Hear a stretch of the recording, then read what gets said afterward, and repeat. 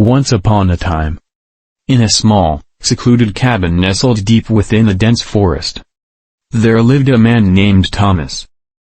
Thomas had always been a bit of a recluse, preferring the company of the trees and wildlife to that of other people. He had found solace in the simplicity of a solitary life, and he relished the tranquility that came with it.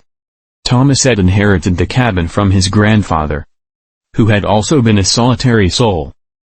It was a modest structure, made of weathered wood and surrounded by towering trees that seemed to protect it from the outside world.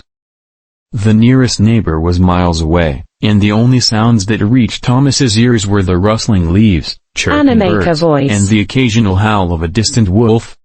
Thomas had learned to be entirely self-sufficient. He grew his own vegetables in a small garden patch near the cabin, hunted for game in the surrounding woods, and collected rainwater for his needs.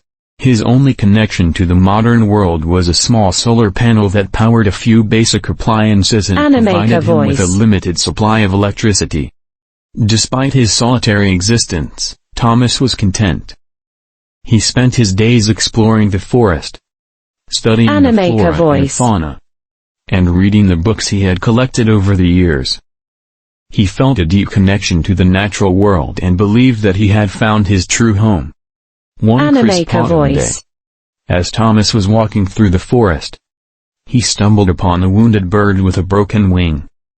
He gently picked up the delicate creature and brought it back to his cabin. He fashioned a small splint for the bird's wing and provided it with food and water.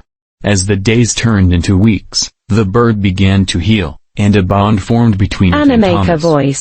Thomas named the bird Sparrow, and it became his only companion in the cabin. They spent their days together, with Sparrow perched on Thomas's shoulder as he went about his chores. Sparrow's cheerful chirps and bright plumage brought a new dimension to Thomas's solitary life. As the seasons passed, Thomas found that he was no longer alone in the truest sense. He had the company of the forest, the birds, and now, his beloved Sparrow. He had discovered that one could live alone in the physical sense but still find companionship and contentment in the beauty of the natural world. In the end, Thomas realized that living alone did not mean being lonely.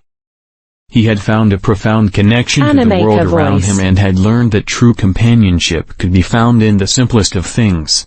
And so, in the heart of the forest, under the sheltering trees and with Sparrow by his side, Thomas continued to live his solitary but fulfilling life, cherishing each day as a gift from nature.